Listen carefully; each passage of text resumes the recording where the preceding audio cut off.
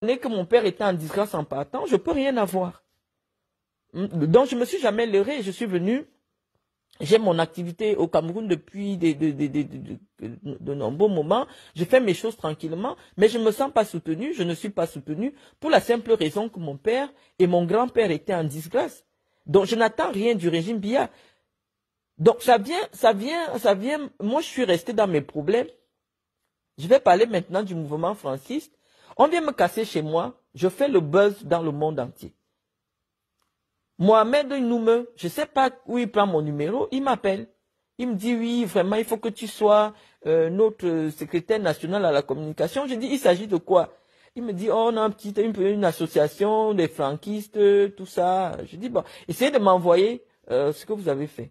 Donc, lui, maintenant, il veut surfer sur mon buzz. J'ai mon problème le 14 avril. Il me nomme le 20 avril. Il fait le tour du Cameroun avec, on l'affiche avec moi, on affiche Frambia et tout. Bon, je peux comprendre nos frères là. C'est des gens qui aiment bien profiter des occasions. Quand je lui demande sérieusement le contenu de votre affaire, parce que c'est en avril, mai là qu'il me nomme, c'est quoi le contenu de votre affaire? Il me dit qu'ils veulent porter Frambia au pouvoir en 2025. Moi, je lui explique qu'en 2025, c'est pas possible que Frambia soit candidat. En 2025,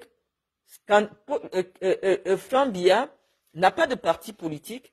Frambia n'est pas actif dans le RDPC. Et actuellement, la seule personne qui peut être candidate pour le compte du RDPC, c'est Paul Biya. Donc, moi, votre histoire où vous dites que vous devez chasser Paul Biya pour mettre Frambia en 2025, c'est pas possible. Donc, il y a une rupture idéologique entre les membres du mouvement franquiste et moi. Et donc, quand vous me voyez faire ma sortie en septembre avec Marcel Bissot, on ne me présente pas comme secrétaire national de la communication d'un mouvement franquiste. Je suis invité en tant que femme politique et je ne parle même pas d'eux. Parce que j'ai dit que, et j'avais fait une sortie dessus, que la seule façon pour laquelle Frambia étant membre du RDPC est qu'il prenne la tête du RDPC. Mais tant qu'il n'a pas la tête du RDPC, il ne peut pas être candidat en 2025.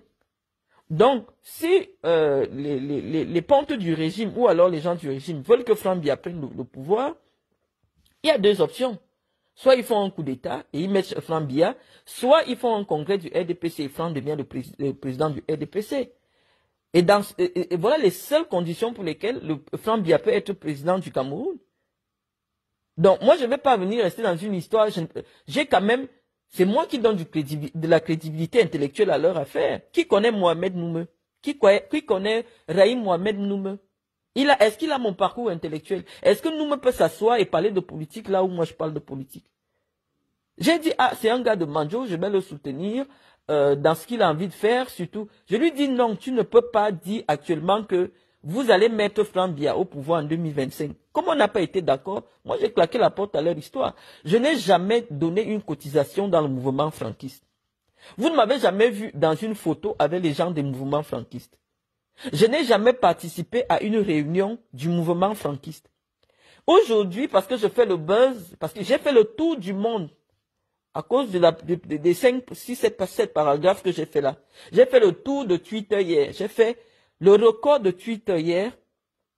Ils veulent s'accrocher à mon buzz. Ils commencent à raconter. Ils sortent une histoire. Oh, Marlène Mvoutou exclu du mouvement franquiste. Oh, j'ai démissionné. J'ai été clair avec Mohamed Noume. Après leur histoire, ils m'ont livré à la vindicte populaire. C'est lui qui m'appelle. Il me dit, nous t'invitons aux États-Unis. Au mois de juin, là. Je dis, ah, il s'agit de quoi? Il dit, il y a une convention Bamileke et tout ça. Je dis, bon, ok, il n'y a pas de souci. Il contacte le gars qui doit m'envoyer la lettre. Le gars m'envoie la lettre. Et j'annonce mon arrivée aux États-Unis. Ils se préparent, ils vont mettre mon nom chez Bruce Berthold. Ils me lancent partout dans les médias. Comme quoi je viens pour faire la promotion de la campagne de Frambia. Et je n'ai vu aucune sortie publique de ce monsieur Noume-là pour exprimer qu'en fait, ce n'est pas moi qui ai exprimé la volonté de venir aux États-Unis, que c'est eux qui m'ont invité. Je n'ai vu aucune sortie publique. J'ai décidé de ne plus en faire partie. Si je suis encore intervenu un seul jour dans leur histoire, il m'a appelé. Je ne prenais plus le téléphone. Hier, j'ai vu qu'il voulait m'appeler, je l'ai bloqué. Je n'ai plus jamais décroché le téléphone de ce monsieur. Donc, ils se mettent à raconter qu'il m'a exclu de son mouvement parce que j'ai écrit à Chantal Biya. Il ne sait pas à qui il a affaire.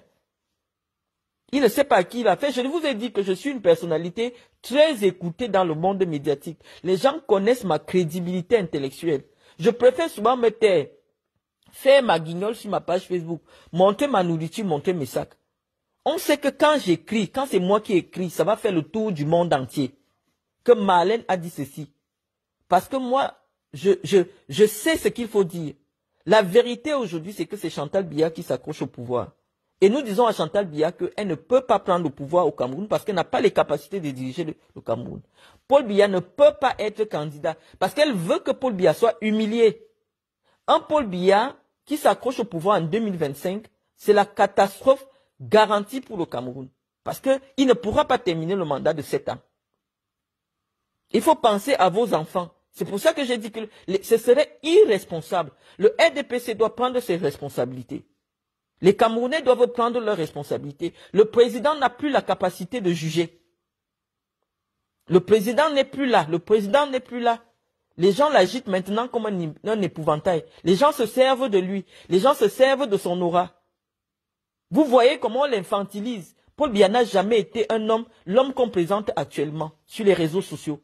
Les gens l'infantilisent. J'ai d'abord fait un discours codé dans un message que j'avais laissé. Que les gens sont en train de manquer de respect au président. Il a vieilli, il faut qu'on le protège. Et la seule façon de le protéger, c'est de commencer à préparer une sortie honorable pour lui. Et la sortie honorable n'est pas un deuil en tant que président. Ceux qui pensent qu'il faut qu'il meure au pouvoir, non. S'il meurt au pouvoir, c'est des générations que vous allez en train vous serez en train de sacrifier. Parce que l'instabilité politique qui va s'installer au Cameroun, ce sera au moins pendant 15 ans. Parce que il n'y aura pas de règles constitutionnelles de transition de pouvoir. Une élection après le deuil de Paul Biya n'est pas possible au Cameroun. Donc, nous on le dit, nous sommes des intellectuels. Même si vous dites que nous sommes des intellectuels de Facebook, des intellectuels de machin, nous sommes des personnalités très écoutées. Pas des gens qui ont de la jugeote.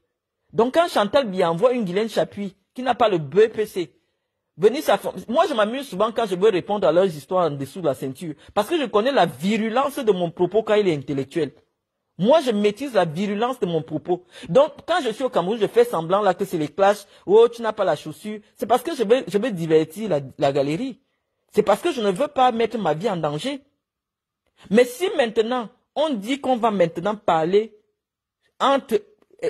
de manière intellectuelle, de manière politique, ce n'est pas Guylaine Chapuis ou les veuves joyeuses ou Aline Zomobem, non. Quand je parle, c'est difficile de me contredire. Quand je dis quelque chose, c'est difficile de me contredire. Donc, si quelqu'un veut me contredire, ce n'est pas pour envoyer Guylaine Chapuis vers moi. Je vais l'écraser. Ce n'est pas facile. Ce que je dis est ce qui est. Chantal Biya aime être première dame. On dit à Chantal Biya, il y a encore le temps, elle peut apprendre à faire quelque chose. Parce que de toute sa vie, la seule chose qu'elle a faite, elle a vendu au bal Marseillais. Donc ce n'est pas suffisant. C'est pas suffisant. En 30 ans, elle pouvait apprendre plein de choses. C'est une femme qui ne s'est jamais exprimée comme ça publiquement. On ne sait pas si elle parle français, on ne sait pas si elle parle anglais. Elle parle, oui, je vous aime. C'est tout. C'est tout. Donc on estime qu'à ce niveau-là, nous, on a soutenu le président parce qu'on dit que c'est un grand homme. La puissance du président faisait que on ne voyait pas cette insuffisance qui était à côté de lui. Mais aujourd'hui, le président est fragile. Le président est extrêmement fragile. Chantal Biya ne peut pas continuer à le pousser. Vous voyez, même pour qu'il souffle une bougie, c'est elle qui lui demande de souffler la bougie. Hein? Le président n'est plus en possession de ses moyens. Le président n'est plus en possession de moyens. Donc, les gens seront libres de faire ce qu'ils veulent. Mais ma responsabilité, d'autant plus que je suis interpellé, je suis combattu par les gens du système, c'est de dire ma part de vérité et de me retirer. Je ne vais pas forcer les gens à reconnaître ma lumière. Je ne veux pas forcer rester dans un endroit où les gens éteignent ma lumière. On ne reconnaît pas ma valeur. Dieu m'a donné la possibilité d'être sur un autre continent où j'ai du respect, où j'ai de la considération. Vous m'avez vu hier dans un mini-colloque des intellectuels du marketing. Je n'ai pas besoin d'être au Cameroun pour être reconnu. La vie aussi est faite ainsi. Si vous avez tous vos enfants sur un autre continent, votre mari, votre entreprise partout, vous n'avez au Cameroun, je n'ai rien à faire au Cameroun. J'ai rien à faire au Cameroun. Donc, que les gens s'imaginent que parce que j'ai besoin d'avoir une photo en train de saluer Chantal Biya, c'est pour ça. C'est-à-dire que Tellement on a rendu les femmes stupides au Cameroun, il n'y a plus les femmes qui portent la réflexion. Qu'est-ce que j'ai à foutre d'avoir une photo avec Chantal Biya? Chantal Biya, elle apporte quoi à qui? Non, il faut un peu, à un moment donné, arrêter. Je vous ai dit ce que j'ai à vous dire. Vous en faites ce que vous voulez. Hein? Vous en faites ce que vous voulez. Et j'ai dit au boulot que c'était le moment de vous préparer. On ne peut pas, Paul Biya ne peut pas aller en prison en mettant tous ses frères en prison. Et il va mourir en laissant tous ses frères en prison. Ils ont fait quoi? Qu'est-ce qu'ils ont fait? Tout l'argent que les proches de Chantal ont là, ils ont travaillé ça quand? Et vous êtes là comme des gens qu'on a zombifiés. Vous regardez. Le président devait régler un certain nombre de choses avant de partir. Il devait régler un certain nombre de choses. Le président est déjà parti. Le président n'est plus là. Maintenant, il reste seulement la coque physique là. Qu'on attend que le jour que ça va se coucher, on va dire oui, allez enterrer. Mais le président est parti. Et vous ne voulez pas préparer, vous ne voulez pas quoi? Je ne sais pas ce que les Noirs ont envers la mort. La mort est une évidence. C'est pour ça que les gens ici se préparent, ils mettent des tests solides et tout. Vous avez un président du Sénat de plus de 90 ans, un président de plus de 90 ans. Vous devez vous préparer qu'à un moment donné, mais ne mettez pas les gens dans l'embarras. Moi, je le parle, moi j'ai mis ma famille à l'abri, mais les autres font comment? Les autres font comment? Donc, quand vous venez me demander des réflexions intellectuelles, je vous ai dit que les intellectuels, dans un pays comme le Cameroun, c'est dangereux. Soit tu deviens comme les... comment on les appelle même? Tous ces intellectuels des plateaux télé des dimanches là, qui font des choses pour se faire remarquer, qui ne disent rien de bon. Mais si vous êtes un véritable intellectuel, vous allez dire des choses qui vont heurter le système, parce que rien n'est normal au Cameroun. Et vous allez mettre votre vie en danger, comme Martinez a mis la sienne en danger.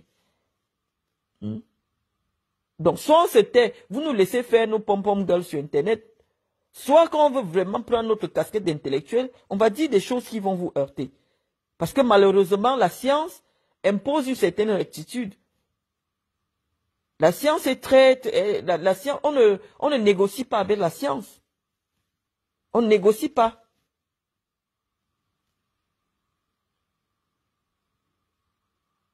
Donc, il faut dire la vérité à Chantal que ce n'est plus possible qu'elle soit première dame en 2025. Elle est prête à tout pour rester. Ce n'est plus possible. Et je demande donc à tous les Camerounais de tout faire pour aider le président à avoir une sortie honorable. La sortie honorable, ce n'est pas de mourir en tant que chef d'État. Parce que vous avez vu en Côte d'Ivoire, quand Houphouët-Boigny décède, qu'est-ce qui s'est passé? Houphouët-Boigny est décédé au pouvoir. Mais qu'est-ce qui s'est passé? La Côte d'Ivoire a connu 10 ans de guerre. 10 ans de guerre parce que les différents héritiers du président Houphouët se sont battus pour avoir le pouvoir. En politique, on fait souvent ce qu'on appelle les études comparées. C'est-à-dire que le Cameroun actuellement est dans la position de la Côte d'Ivoire d'Houphouët-Boigny. Essayez un peu de regarder qu'est-ce qui s'est passé quand Houphouët-Boigny est décédé. Après plus de 40 ans au pouvoir, qu'est-ce qui s'est passé? C'est la situation à laquelle le Cameroun est en train de tendre maintenant. 40 ans d'un régime, ce n'est pas facile.